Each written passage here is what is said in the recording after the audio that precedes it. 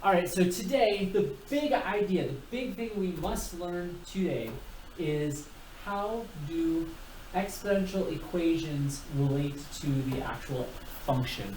And so we want to learn what information an exponential function has in the equation. That's the big idea. And for us to figure that out, it's going to require all of us to really focus for the next 5 minutes, 10 minutes, so that we can build some connections so that we can figure this one out. So before we move on to this investigation, I want to move back. We're going to go relive the past. Oh, all the way back here. Oh, look. Here we go. Nope, not that. Nope, almost. Oh, there we go. What a mess that is.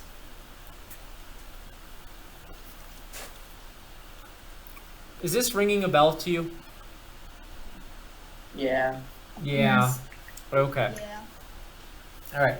So it's getting pretty sloppy over here. So I'm going to move this over a little bit. And we are going to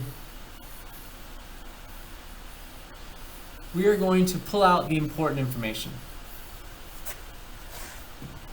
All right. For the peasant's plan, what did we multiply by every time? 2. 2. All right. So for plan 1, we multiplied by 2. Okay. What was the y-intercept in the peasant's plan? 1/2. 1/2. Again, not. So the y-intercept is 1/2. And the equation that we had was y is equal to 1/2 times 2 to the power of x. All right. For the king's plan, for the plan 2, how was the growth shown? What happened in the growth right here? It was times 3. We multiplied by 3. What was the y-intercept? 1/3. And what was the equation? Y equals Y equals 1/3 times 3x. Times 3 to the x power. Now, if you say 3x, that is something very different. That's 3 times x, not 3 x's multiplied together. Finally, the last one for plan 3. How did it grow? You multiplied by 4. All right. What was the y-intercept? 1/4. And what was the equation? Y equals 1/4 to the x power. Okay. All right, so I'm going to pull this back. I'm going to pull this forward. And I'm going to get rid of some lines really quick.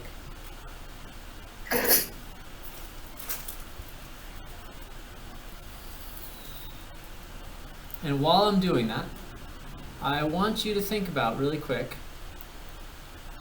what connections do you see between how the growth was shown in the table, how the y-intercept was shown in the table, and how do those things come out in the equation?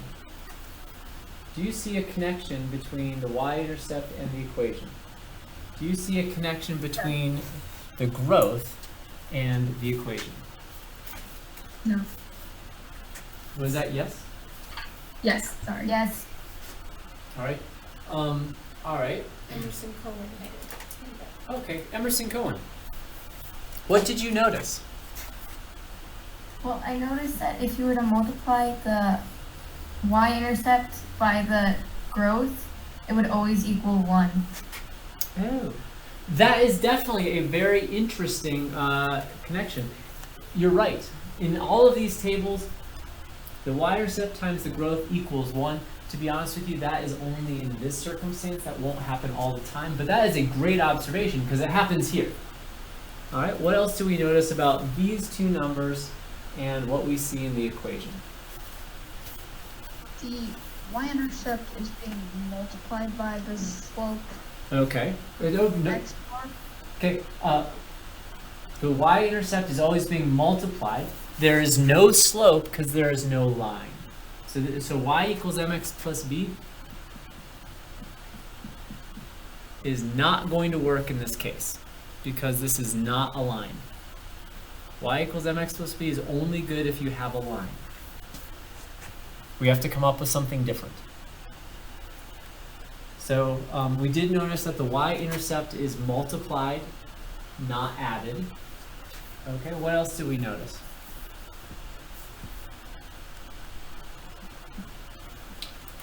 That for every plan, it is multiplied by the x power.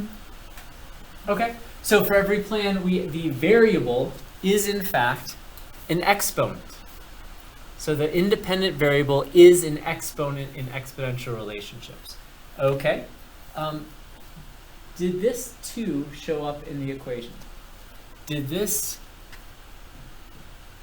this 3 show up in this equation? Does this 4? Yes. Oh, how does it show up? It shows up being multiplied by the y-intercept. Ah, okay. And so this growth number is multiplied to the y-intercept, and this growth number is also the number that gets the exponent, isn't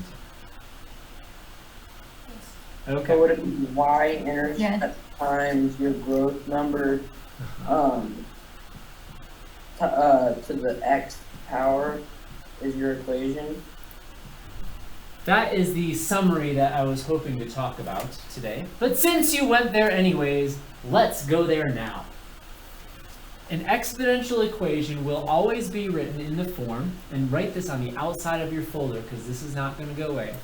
Y is equal to a times b to the power of x, where a, you're absolutely right, is the y-intercept. I find that super confusing because in y equals mx plus b, b is the y-intercept. But in exponential relationships, a is the y-intercept. I don't know. Different rules for different functions. You just have to kind of get used to that one. And b is called the growth factor.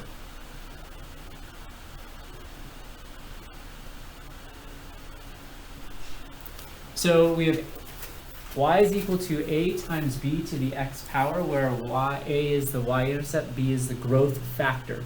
Now, b can also be a decay factor, which we'll talk about in a couple weeks. And so that's if an exponential relationship is decreasing instead of increasing. All right, well, since you went there anyways, Adam, and ruined my wonderful summary, thank you very much. You're actually helping me quite a bit. There we go. So that's going to make this investigation go ridiculously quickly, but oh well. Quick doesn't mean it's not worthwhile. So we're going back to the future. All right, so here's the question you guys are going to wrestle with today.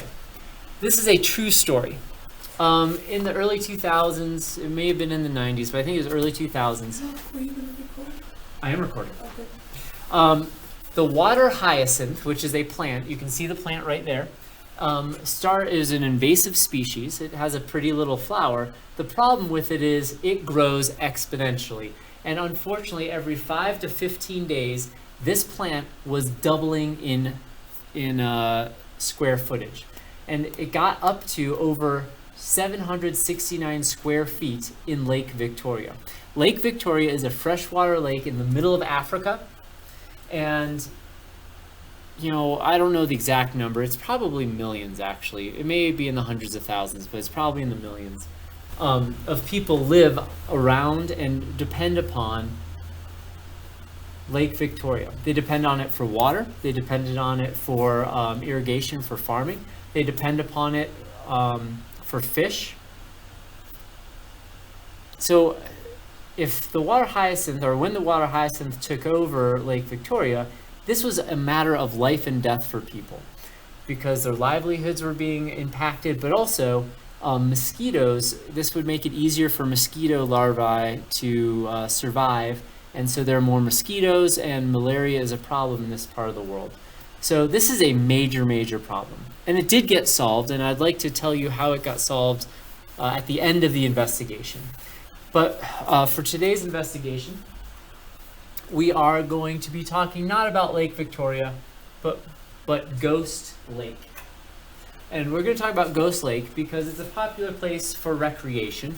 But right now, there is 1,000 square feet of water hyacinth growing in the lake. How many square feet are we starting at? 1,000. 1,000.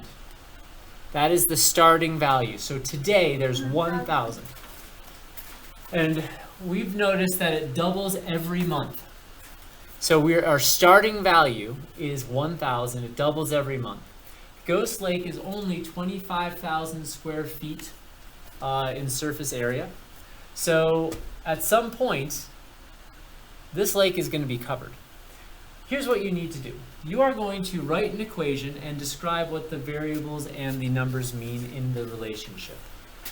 Then we're going to make a graph with the domain from 0 to 5 months. Then what I would like you to do is I would like you to figure out by the end of the year how much square footage is going to be covered by the water hyacinth. And then finally, when will the plant completely cover Ghost Lake? Are there any questions about what I'm asking you to do right now? No. Okay. No. All right. Don't think so. So I think you can finish this in 10 minutes. I really do. So go off to your common rooms, work together quickly. You got 10 minutes. Go. These